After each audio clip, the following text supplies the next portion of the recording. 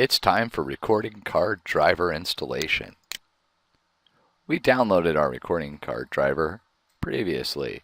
The normal driver for kit-based installations is the Synway analog card installation. So let's extract our driver and get started.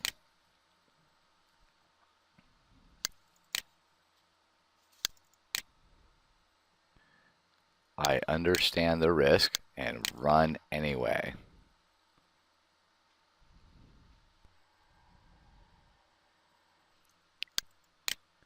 We'll choose English as we don't know either version of simplified or traditional Chinese. The most common mistake when doing the installation is people don't realize that without the regard to the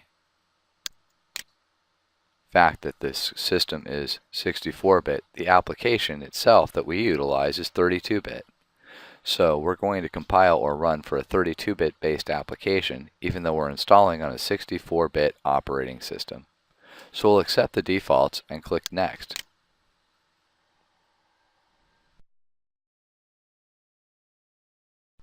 Alright, let's go ahead and always trust Synway.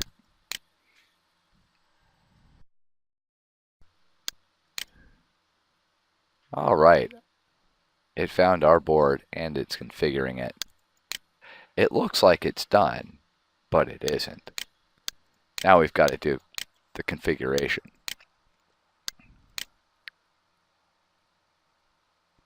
There's our new icons. So let's run the Synway config. It flashes for a moment and gone. It disappears to the system tray in the bottom right corner. We don't want it to always hide when we restart this application or procedure. So we'll uncheck that. We know this is an 8-channel card, so we'll go ahead and modify the defaults. Now, this drop down, A-Law is everywhere except the continental US.